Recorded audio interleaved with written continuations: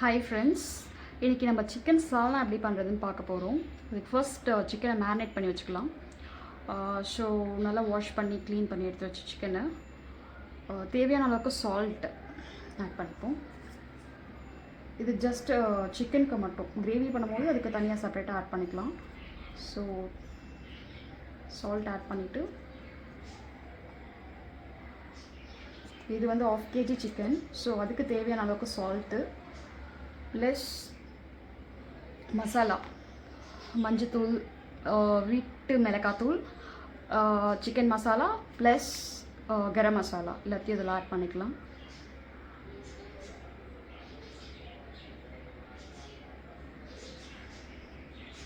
Add பண்ணிக்கிட்டு தேவையான அளவுக்கு கொஞ்சம் கர்ட் ஆட் பண்ணிக்கலாம். ஸோ அந்த சாஃப்ட்னஸ்க்காக.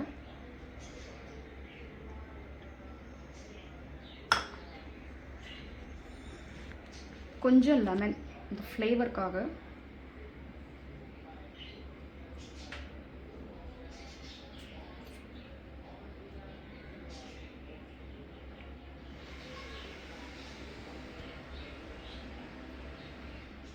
ஸோ இது எல்லாத்தையும் மிக்ஸ் பண்ணிவிட்டு 15 to 20 minutes அதை வந்து அப்படியே மேரினேட் பண்ணிவிட்டு வெயிட் பண்ணிவிட்டு அதுக்கப்புறம் நம்ம கிரேவி பண்ண ஸ்டார்ட் பண்ணலாம்.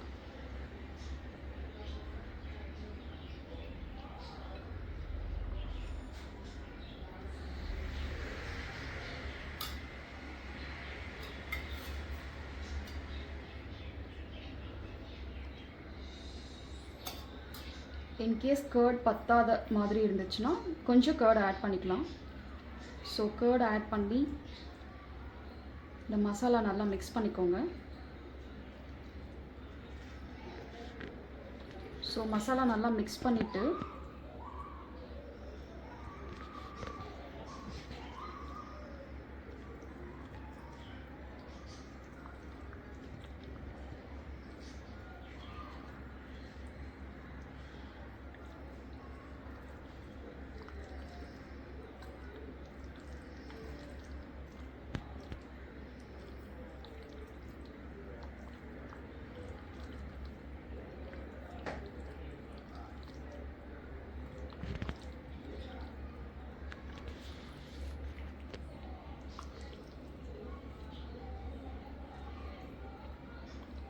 ஸோ மசாலா நல்லா மிக்ஸ் பண்ணிட்டோம். 15 to 20 minutes அப்படியே வச்சுட்டு நெக்ஸ்ட்டு கிரேவி பண்ண ஸ்டார்ட் பண்ணலாம். சிக்கனை மேரினேட் பண்ணி வச்சுட்டு ஒரு 15 to 20 minutes வெயிட் பண்ணிவிட்டு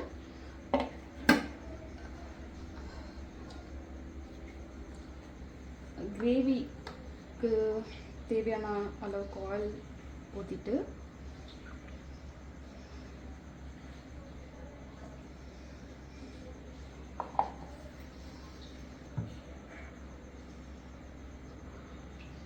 சோம்பு, பட்டை, கிராம்பு, ஏலக்காய், கல்பாசி, பிரிஞ்சி இலை எல்லாமே வந்து நம்ம தாளிச்சுக்கணும்.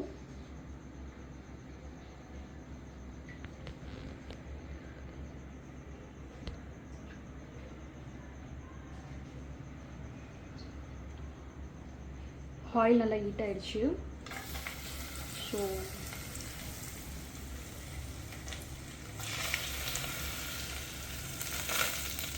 தாளிக்கிறதுக்கு தேவையான இன்க்ரீடியன்ட்ஸ் ஆட் பண்ணிவிட்டு இப்போ கொஞ்சம் சிம்மில் வச்சிடணும். கறி லீவ்ஸ் ஆட் பண்ணணும்.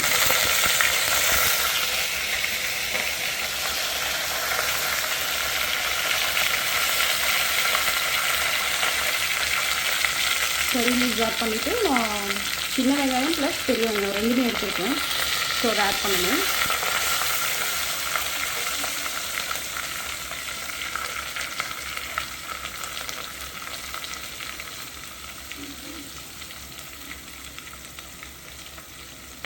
ஆனியன் தேவையான அளவுக்கு ஆட் பண்ணிக்கிட்டு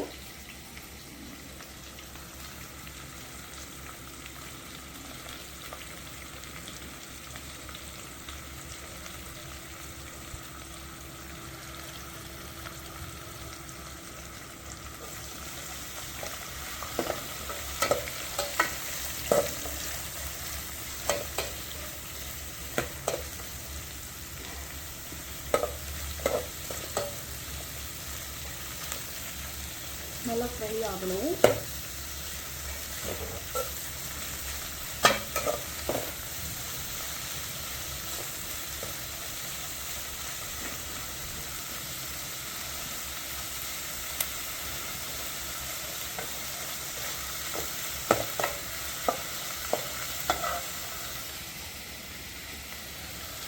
இப்போது ஒரு 3 பச்சை மிளகாய் ஆட் பண்ணிக்கலாம்.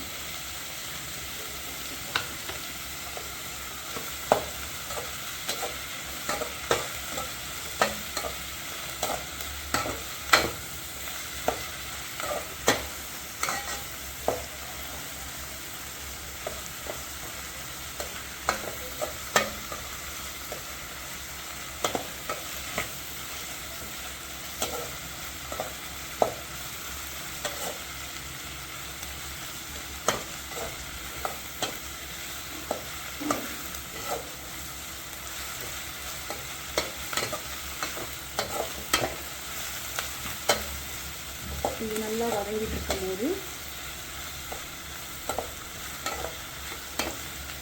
இஞ்சி பூண்டு பேஸ்ட் ஆட் பண்ணிக்கலாம்.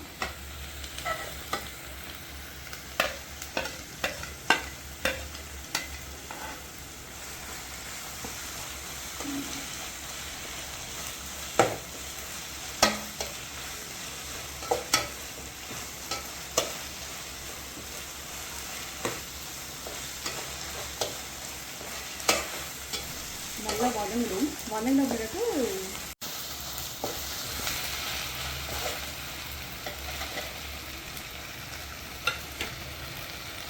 ஒரு 60% வதங்கின பிறகு தக்காளி ஆட் பண்ணிக்கலாம்.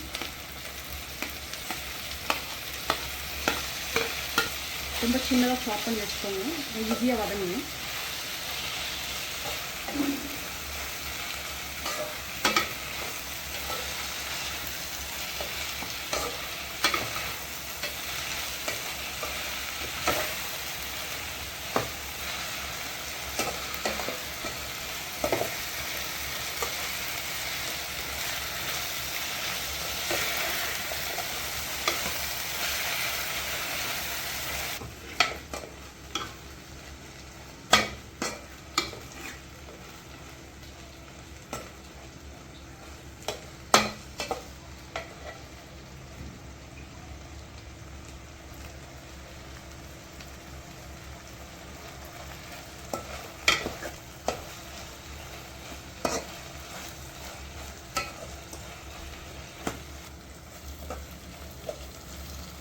இப்போ இந்த கன்சிஸ்டன்சிக்கு வந்த பிறகு நம்ம மேரினேட் பண்ணி வச்சுருக்க சிக்கன் எடுத்து இதில் ஆட் பண்ணணும்.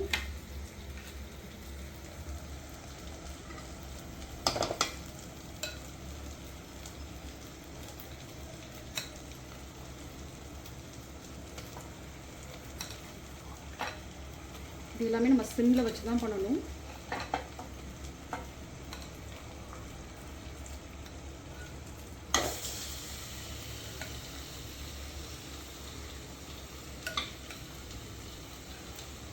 சிக்கன் மேரினேட் பண்ணும் போதே நம்ம இதுக்கு தேவையான மசாலா எல்லாத்தையும் ஆட் பண்ணியாச்சு.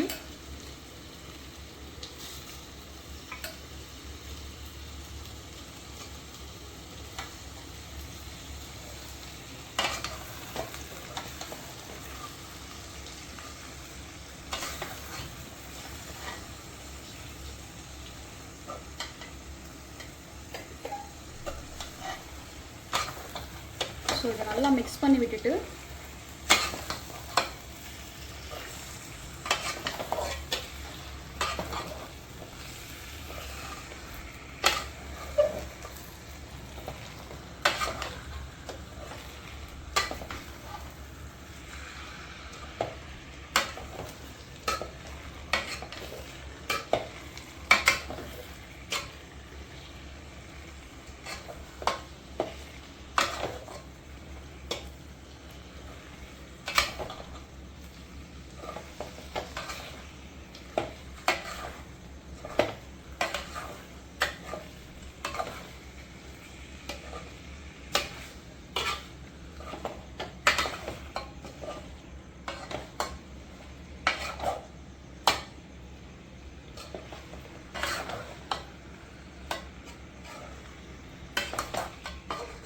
சிம்மில் வச்சு நம்ம சிக்கனை கொஞ்சம் வதக்கணும்.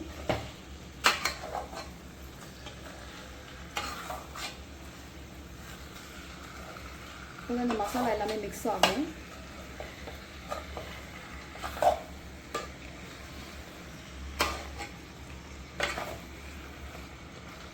நல்லா வதக்கின பிறகு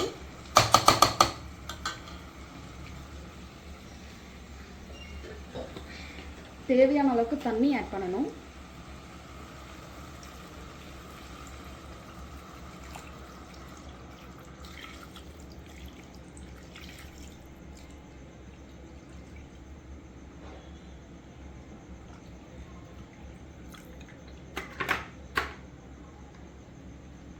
தண்ணி கொஞ்சம் எக்ஸஸாகவே ஆட் பண்ணிக்கோங்க. ஏன்னா வந்து சிக்கன் நல்லா பாயில் ஆகணும். ப்ளஸ் வந்து நீங்கள் தேங்காய், மிளகு, சீரகம், கசகசா, முந்திரி இது எல்லாமே வந்து மிக்சியில் கிரைண்ட் பண்ணிக்கணும். ஃபைன் பேஸ்ட்டாக கிரைண்ட் பண்ணிக்கிட்டு அதுக்கப்புறமேட்டு நல்லா குழம்பு கொதித்த உடனே இந்த பேஸ்ட்டை ஆட் பண்ணணும். அதை ஆட் பண்ணும்போது உங்களுக்கு திக்னஸ் கிடைக்கும். ஸோ உங்களுக்கு கொஞ்சம் தண்ணி எக்ஸ்ட்ரா ஆட் பண்ணிங்கன்னா சிக்கன் பாயில் ஆகிறதுக்கும் நல்லாயிருக்கும். ப்ளஸ் வந்து இந்த பேஸ்ட் ஆட் பண்ணும்போது ரொம்ப திக்காகாமல் உங்களுக்கு அந்த கன்சிஸ்டன்சி நல்லா வரும்.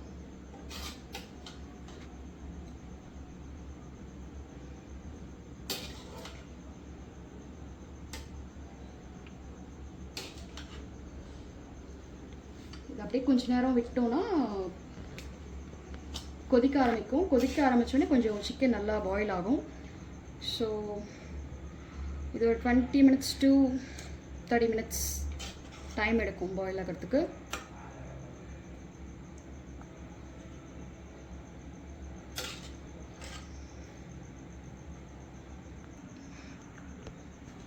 இப்போ இது எல்லாத்தையும் ஃபைன் பேஸ்ட்டாக மிக்சியில் கிரைண்ட் பண்ணிக்கலாம்.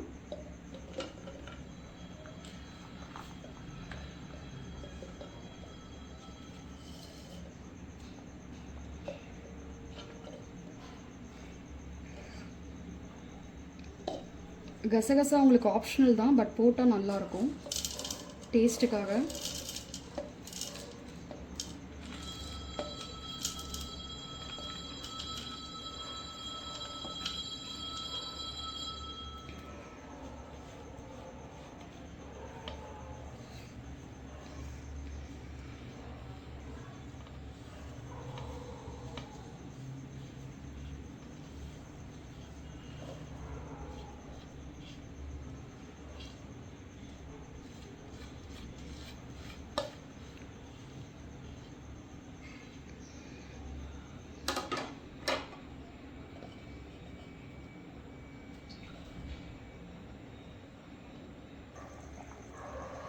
இப்போது வந்து நம்ம ஃபைன் பேஸ்ட்டாக வந்து அரைச்சி வச்சுருக்கோம். ஸோ இது இதில் ஆட் பண்ணிக்கலாம்.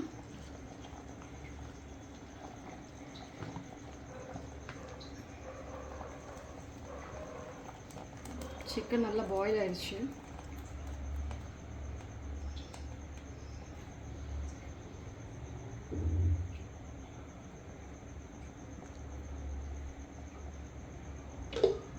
ஸோ இதை ஆட் பண்ணிவிட்டு நல்லா மிக்ஸ் பண்ணணும்.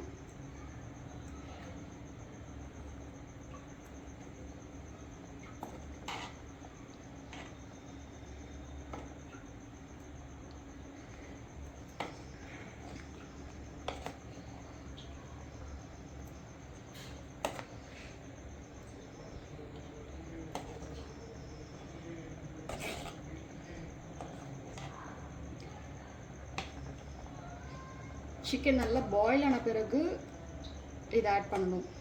கிரைண்ட் பண்ணி வச்சுருக்க தேங்காய் அது எல்லாமே ஆட் பண்ணணும். ஆட் பண்ணி நல்லா கொதிக்கணும். கொதிச்சாதான் உங்களுக்கு வந்து அந்த திக்னஸ் கிடைக்கும் கிரேவி.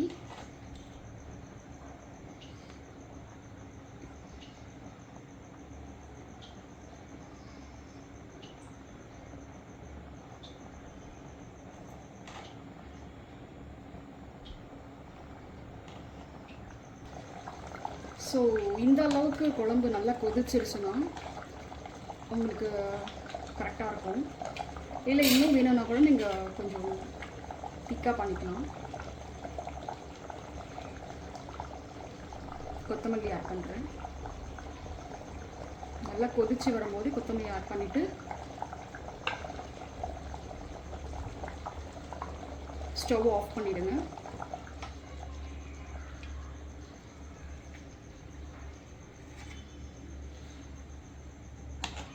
இந்த சால்னா வந்து உங்களுக்கு இட்லிக்கு, தோசைக்கு, பரோட்டாக்கு எல்லாத்துக்குமே ரொம்பவே நல்லாயிருக்கும்.